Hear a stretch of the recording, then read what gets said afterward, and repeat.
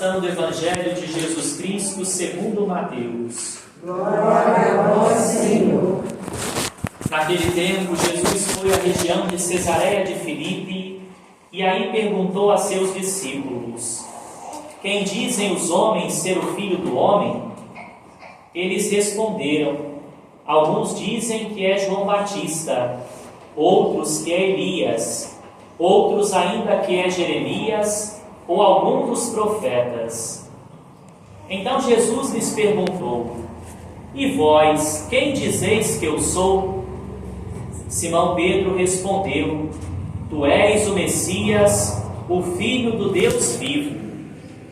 Respondendo, Jesus lhe disse: feliz és tu, Simão, filho de Jonas, porque não foi um ser humano que te revelou isso, mas o meu Pai que está no céu.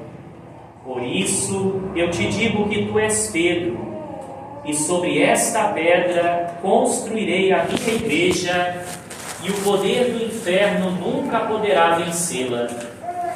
Eu te darei as chaves do reino dos céus. Tudo que tu ligares na terra será ligado nos céus. Tudo que tu desligares na terra será desligado nos céus. Jesus, então, ordenou aos discípulos que não dissessem a ninguém que ele era o Messias. Palavra da salvação. Glória a vós, Senhor. Bonito e providencial a palavra de Deus, neste domingo em que nós celebramos a vocação leiga na vida da igreja, compreendendo que para todos tem um lugar e uma bonita missão que Deus confia em nossas mãos. Olhar, queridos irmãos e irmãs, para a liturgia de hoje, tanto na primeira leitura, quanto no Evangelho que acabamos de escutar, é compreender isso. O Senhor sempre vai querer nos confiar grandes coisas, mas espera que cada um de nós sejamos bons administradores de tudo aquilo que Ele nos concede, nos coloca nas mãos. E aqui já uma primeira pergunta: como temos lidado com todas as coisas que Deus tem nos confiado? Temos administrado bem ou administrado mal as coisas, os dons, a missão que o Senhor nos confiou? E essa pergunta é importante e necessária, queridos irmãos e irmãs, porque ela já nos lança lá no final de toda essa caminhada, de toda a nossa vida, quando diante do Senhor, no juízo final, haveremos de prestar contas do que nos foi confiado, da nossa administração, se foi boa ou se foi ruim, má. Teremos de prestar contas ao nosso Deus. Aos que administraram bem todas as coisas que o Senhor lhes confiou, vai para a vida, reinar com Deus na eternidade. Os que não administraram bem estas coisas, mas de forma perversa, egoísta, malvada, receberão como castigo a condenação eterna. E aqui um bonito apelo, convite a cada um de nós cristãos, principalmente cada um de vós, leigos e leigas no mundo. Como batizados, queridos irmãos e irmãs, a nossa missão não é outra senão tornar Cristo presente em todos os lugares onde viermos a nos encontrar. Administrar bem as coisas que Deus nos confia consiste nisso, em todas elas transparecer o próprio Cristo através de nós e de nossa vida. Tornar o Cristo presente no modo como falamos, no modo como nos relacionamos com o próximo, no modo como nos colocamos e nos doamos também, enquanto dom, enquanto serviço à vida dos outros. E vejam, essa palavra é muito importante para nós, para cada um de vós, leigos e leigos, para nós sacerdotes, para as irmãs religiosas, para os pais e mães de família, para todas as vocações na vida da igreja, os catequistas, que estamos neste caminhar e nessa esteira de receber da parte de Deus uma grandiosa missão: servir. A nossa vida precisa compreender isso. A autoridade na igreja não se compara ou equipara a autoritarismo, mas a serviço, a doação, a renúncia de si mesmo, saída de si para encontrar-se com os outros, mas principalmente com o outro, com O maiúsculo, que é o nosso Deus. E olhar para essa condição, queridos irmãos e irmãs, é olhar hoje para Pedro, mas também para Sóbina, e ele assim, na primeira leitura, que estão todos na mesma esteira. O Senhor confia nas mãos dele um poder que requer autoridade que é serviço.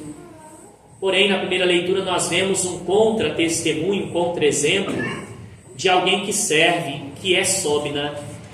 Ele vai justamente tirar Deus do centro, abandonar os ensinamentos do Senhor, não vai fazer Deus se tornar presente para o povo que ele está a governar como rei em Jerusalém, em Judá, e vai colocar no lugar disso seus próprios interesses, a sua própria mesquinharia, o seu próprio orgulho, soberba e autossuficiência. E vejam, a grande tristeza de Sóbina é justamente perder o reinado, porque Deus não quer junto de si quem é soberbo, quem é orgulhoso, em termo bíblico, quem é poderoso neste mundo, quem tem poder aos olhos dos homens. Mas o Senhor quer, queridos irmãos e irmãs, quem consegue se fazer humilde, pobre de espírito, de coração e de vida, para compreender que para o Senhor precisa haver um lugar em nós. Para o Senhor precisamos dar o melhor da nossa vida, o primeiro lugar, e não deixá-lo como escória neste nosso viver e caminhar, independentemente das situações que estejamos a viver. Por vezes, na nossa vida familiar, a gente deixa Deus por último, né? E a verdade é que Ele precisa estar em primeiro lugar. Somente assim a nossa família dará certo. Por vezes, no nosso ministério sacerdotal, estamos preocupados com tantas coisas, com a administração, com as contas, com os fiéis que vêm nos procurar e que precisamos dar uma resposta para já. E por vezes deixamos de lado a vida de oração, este lugar que Deus precisa ocupar em primeiro lugar. Assim também acontece por vezes na vida religiosa, quando ao invés de viver a obediência, a castidade e principalmente a pobreza, a gente dá espaço para tantas arrogâncias e mesquinharias humanas. E também não é diferente, queridos irmãos e irmãs, como na vida leiga da igreja, nós cedemos e abrimos espaço para tantas coisas, principalmente para coisas que o mundo oferece e traz, contrário aos ensinamentos de Cristo, e a gente leva para a vida, se tornando assim das coisas que Deus nos confiou donos e não administradores. Olhando no final da segunda leitura aí, tome o folheto por gentileza. Há uma frase, a última frase da leitura, que vai dizer: na verdade, tudo é dele, por ele e para ele. Na verdade, tudo é dele, para ele e por ele. Tudo é dele, por ele e para ele. É por isso que não somos donos de nada, mas administradores. A própria vida que cada um de nós carregamos dentro de si não é nossa, mas de Deus. É Ele quem dá a vida, é Ele quem faz morrer, é Ele quem faz viver. Somos administradores até do sopro que Deus colocou em nós, queridos irmãos e irmãs. E por que não seríamos também administradores e não donos de todas as demais coisas que se achegam ao nosso viver, para com Deus caminhemos? Possamos, queridos irmãos e irmãs, abandonar esse modelo de Sóbina e abraçar o modelo de Eliacim, ou Eliaquim, e de Pedro no Evangelho. É triste ver o resultado, ou que Sóbina recebe da parte de Deus. Ele perde a sua túnica e a faixa. A túnica simbolizando o modelo ideal, a pureza que precisa viver. Todos nós a recebemos no nosso batismo, quando pela veste batismal somos revestidos do Cristo. É isso que simboliza esta veste. E nascemos para uma vida nova.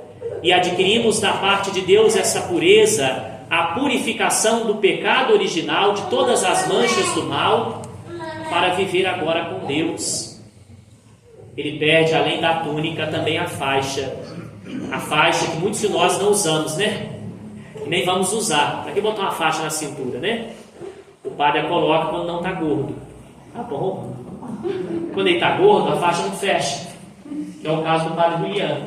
Então a batina, ela contém uma faixa que a gente precisa usar, que é o conjunto da roupa. Só que a faixa do Padre José ficou pequena, Leni, porque o padre engordou. Agora está emagrecendo, vamos tentar botar ela de novo, né? Ou vamos fazer uma maior, para conseguir fechar. E a faixa, ela significa justamente serviço. E lembremos, a palavra é serviço, e não ser visto, como muitos por aí pensam. Tem padres que colocam a faixa para ser vistos, porque é uma peça bonita. Ela amarra na cintura e cai com duas pontas até o pé, e dá uma imagem bonita, compõe muito bem a batina que nós usamos.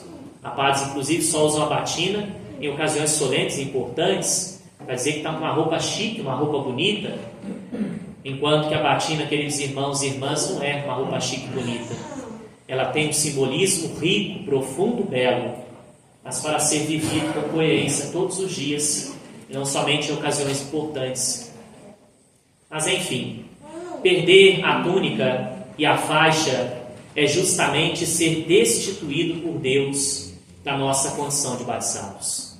É ser, em outros termos, em outras palavras, condenado a uma vida sem Deus, a uma vida onde o Senhor não mais nos reveste, porque perdemos a túnica, a uma vida na qual estamos aprisionados em nós mesmos, porque não temos mais a capacidade de se doar, de se entregar, de se oferecer aos outros com tudo que temos e somos. E olha que pobreza, além de perder o seu trono, o seu reinado, Súbina perde também a sua capacidade de ser de Deus.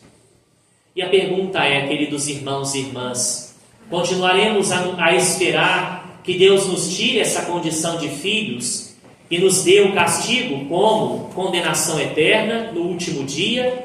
Ou construiremos, pautaremos a nossa vida nesta construção do bem e da vida com Ele na eternidade? Esta pergunta não pode nunca deixar de acontecer diante de nós, porque uma vez esquecida, nos anestesiamos com tudo aquilo que o mundo oferece e traz e nos esquecemos de Deus. E nos esquecemos daquelas coisas que não passam, mas que permanecem eternamente. E é por isso que precisamos então abraçar e viver do exemplo e do bonito exemplo que nos dá Pedro hoje nesta liturgia. É bonito porque Jesus fala para Pedro: tu és Pedro, Petrus, pedra, e sobre esta pedra. A gente olha para a pedra, né? Linda, né? Bonita, romântica. Nossa, Pedro é pedra. O padre me ensinou isso hoje lá na missa. Mas não sabe o que significa essa pedra. A pedra serve para duas coisas. A princípio, ela serve para muito mais. Basta saber o que a gente vai fazer com a pedra, né? Primeiro, ela serve para estabelecer fundamento. É bonito quando a gente faz a viga da casa lá, né? O sustento da construção. Então, a casa sem viga, ela desaba, né? Tem condições de construir mais nada em cima. Ela para ali, ela acomoda naquilo. É pequena, é pobre. Então, com a pedra, a gente faz a fundação e conseguimos subir mais andares, elevar, edificar. Esse é o sentido bom da pedra, tá? Que Pedro abraçou e viveu. Mas tem o outro lado da pedra, que fere, que machuca. Já tu pensaram numa pedra que caiu? Já andando de moto lá, passou uma pedrinha na rua e pluf, ralou tudo, ficou em carne viva, perdeu um pedaço da perna, um pedaço da bunda, perdeu tudo, porque se machucou bastante. Algumas pessoas já viveram isso e sabem quanto dói, né? O quanto machuca essas realidades. E a pedra também serve para atacar nos outros, né? Já receberam uma pedrada? Não? Mas já deram pedrada, né? Também não. Pedrada machuca, gente. Quando a gente recebe, então, aí que a gente vê que machuca mesmo. Então a pedra tem essas duas realidades: ser pedra de edificação ou pedra de tropeço, de ferir, de machucar os outros. E olha que bonito Pedro, quando Jesus fala para ele que ele é pedra, é Petrus, Jesus olha para Pedro com tudo que ele é. E Jesus sabe que Pedro pode vir a se tornar pedra de tropeço. E por isso ele diz: tu és Petrus, pedra, e sobre esta pedra. Jesus se serve até da pedra que é Pedro para edificar a sua igreja, para nos dar esse bonito e grandioso edifício espiritual que sobre Pedro foi construído pelo próprio Cristo. E vejam que bonito, Pedro teve condições de se tornar fundamento em nossa fé a partir de Cristo e porque viveu uma vida cheia da presença de Cristo.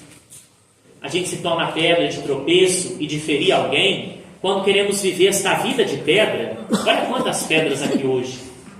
Quando a gente quer levar uma vida sem Deus, quando a gente quer olhar somente para a frieza do nosso coração, para aquela coisa que não faz muita coisa, não faz nada, e quer se faltar somente naquilo. E a gente se perde, e a gente se machuca, e a gente fere a todos que vão conosco. Portanto, queridos irmãos e irmãs, eis os dois grandes modelos que a nossa vida leiga pode vir a beber na fonte ou a se tornar. O primeiro, o modelo que não presta, o modelo que não eleva, que não edifica, que não constrói, mas destrói, fere, machuca, pedra de tropeço. E eis o segundo modelo, aquele que cada um de nós precisa viver, mas por primeiro entregar nas mãos de Deus a pedra que somos, para que Ele cuide desta pedra, para que Ele a lapide todos os dias e faça a sua grande obra acontecer aí em nós. Nesta frieza, nesta dureza, nestas coisas que ainda estão muito engessadas e nos atrapalhando de ser de Deus, para que sejamos dele verdadeiramente e totalmente. Que Deus nos abençoe, que Deus nos santifique e por esta liturgia nos faça verdadeiros cristãos no mundo, que elevam, que dignificam, que constroem, e não filhos do diabo que dividem, destroem e ferem os outros que vão conosco. Louvado seja o nosso Senhor Jesus Cristo. Para sempre seja